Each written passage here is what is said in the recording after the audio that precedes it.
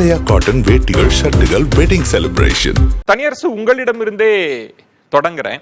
ஜெயலலிதாவை சிறந்த இந்துத்துவ தலைவர் அப்படின்னு அண்ணாமலை பேசி இருக்கிறார். அதை பாராட்டுன்னு எடுத்துக்கிறதா, இல்ல அதிமுகவுக்கு கொடுக்கப்பட்ட நெருக்கடின்னு எடுத்துக்கிறதா? இதற்கு பின்னணியில் ஏதேனும் அரசியல் கணக்கு இருக்கா? அரசியல் கணக்கு தயா, நீ இறுதியா சொன்ன அரசியல் கணக்கு அண்ணாமலைக்கு உண்டு. ஆனால் ஒரு மகத்தான மாபெரும் திராவிட பேர் இயக்கத்தின் தலைவியாக தன் வாழ்நாளெல்லாம் இருந்த புரட்சி தலைவி அம்மா ஆட்சி அதிகாரத்தில் இருந்த போதும், கட்சி நிர்வாக தலைமையில் இருந்த பொழுதும்,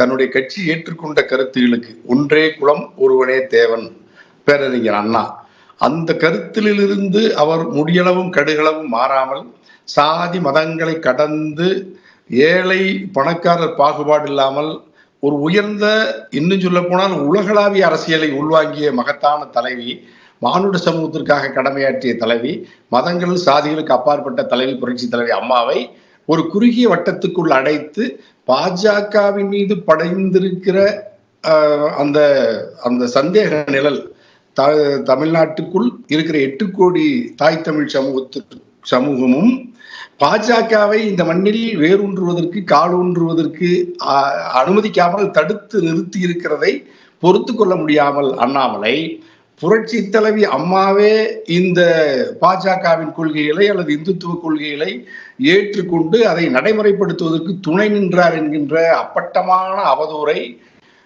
அண்ணாமலை பரப்பி புரட்சி தலைவி அம்மாவினுடைய மாண்புக்கும் அவருடைய பெருமைக்கும் களங்கம் ஏற்படுத்துகிற செயலை அண்ணாமலை செய்திருக்கிறார். இந்த செயல், இந்த கருத்து மிக வன்மையாக கண்டிக்கப்பட வேண்டிய ஒன்று.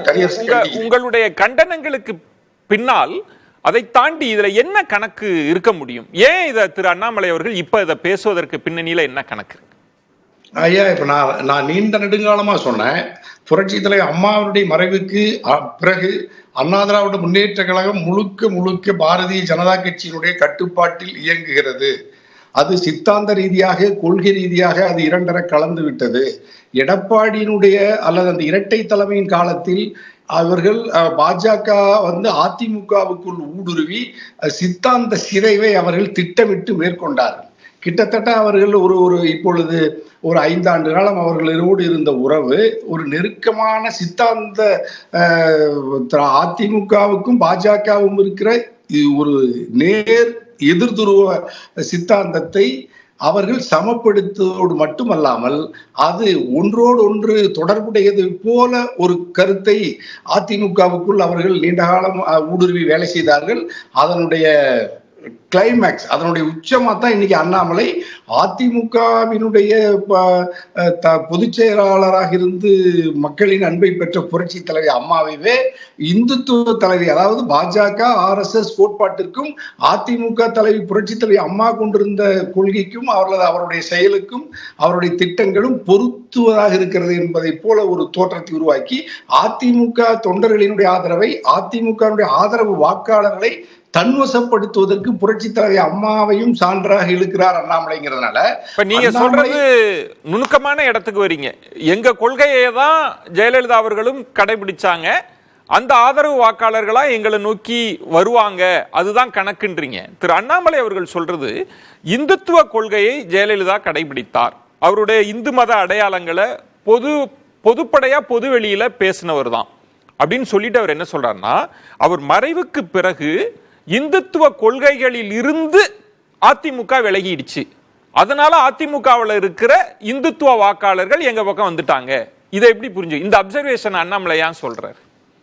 அதுதான் பாருங்க. அப்ப இன்னும் கவனமா புரட்சி தலைவி அம்மாவை தான் ரொம்ப முழுக்க தமிழ்நாட்டு வாக்காளர்களும் அதிமுக தொண்டர்களும் உயிருக்குயிராக இப்பொழுதும் நேசிக்கிற தலைவி புரட்சி தலைவி அம்மா. ஆகவே புரட்சி தலைவி அம்மா அவர்கள் பாஜக கருத்தோடு தொடர்பு கொண்டார்கள் அல்லது அந்த கொள்கையை ஏற்றுக்கொண்டார்கள், இந்துத்துவ கொள்கையை, பாஜக கொள்கையை. ஆனால் இப்பொழுது வெளியேறி, அதாவது பாஜகவிலிருந்து எடப்பாடி வெளியேறியதால் இந்துத்துவ கொள்கையிட்டு எடப்பாடி வெளியேறுகிறார். ஆகவே நீங்கள் புரட்சித் தலைவி அம்மாவின் கொள்கையை பின்பற்றுகிற பாஜகவை நீங்கள் ஆதரிக்க வேண்டும். அம்மாவின் இடத்தை பாஜக நிரப்புகிறது என்கின்ற இடத்துலதான் கொண்டு வந்து நிறுத்துறாங்க. அப்ப ஐயா சொன்ன மாதிரி அதுல ஒரு நுட்பமான அரசியலை ரொம்ப கவனமாக அண்ணாமலை திட்டமிட்டு செய்கிறார். அந்த நோக்கம் வெற்றி பெறுமா ஐயா? அது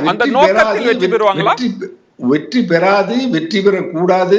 இந்த அண்ணாமலையினுடைய இந்த கருத்தை அதிமுகவினுடைய எடப்பாடி சொல்வதை போல அந்த 2,40,00,000 உறுப்பினர்களும் நிராகரிக்க வேண்டும், கண்டிக்க வேண்டும். ஏன்னா தமிழ்நாட்டில் தந்தை பெரியார், பேரறிஞர் அண்ணா, புரட்சி தலைவி அம்மா அவர்கள் கட்டி காத்த மகத்தான இயக்கம் என்பது இந்துத்துவ கொள்கை அல்லது மதம் சார்ந்த அரசியலை இந்த மண்ணில் அவர்கள் விதைக்கவே இல்லை. ஆகவே மதத்தின் சார்பில் அரசியலை செய்கிற பாஜக, மதத்திற்கு எதிராக குரல் கொடுத்த அதிமுகவின் பொதுச் செயலாளர் புரட்சி தலைவி அம்மா, இதய தெய்வம் என்று நாட்டு மக்களால் பெரிதும் இன்று வரை மதிக்கத்தக்க ஒரு மகத்தான தலைவியை அண்ணாமலை அறியாமையின் காரணமாக அல்லது திட்டமிட்டு உள்நோக்கத்தோடு அப்படிப்பட்ட ஒரு அவதூறை பரப்புகிறார்.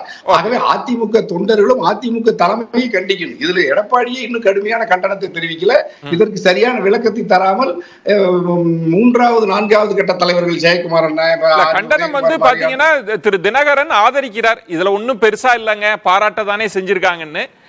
எதிர்பாராத முகாமில் இருந்து சசிகலா, திருமதி சசிகலா அவர்கள் கண்டிச்சிருக்கிறாங்க. இது அறியாமை அப்படின்னு சொல்றாங்க. சின்னமா தான் இப்ப அதுல பாருங்க, இப்ப அதிமுகவினுடைய உண்மையான பொதுச் செயலாளர் சின்னமாதாங்கிறதுனால இப்ப சின்னமாதான் ரொம்ப பொருத்தமா. இத அக்னீஸ்வரன், உங்களுக்கு ஒரு அரசியல் உள்நோக்கம் இருக்கு, ஒரு சூழ்ச்சி இருக்கு. தனியரசு பாருங்க இந்த வாதத்தையும் தனக்கு சாதமா திருப்பிக்கிட்டாருன்னு பேசுவார். பேசலாம், காத்திருக்க. ஒரே வார்த்தை, வேற ஒண்ணும் இல்ல, சின்னமாதான் சொல்றாங்க. காத்திருக்க நான் வரேன். திராவிட தலைவின்னு சொல்றாங்க. திராவிட தலைவி சாதி மதங்களை கடந்தவர், அண்ணாமலையினுடைய அறியாமையை காட்டுகிறது அம்மா சொல்றாங்க. சின்னம்மாவினுடைய கருத்தை தான் அதிமுக ஒட்டுமொத்த தொண்டர்களும் ஏற்றுக்கொண்டார்.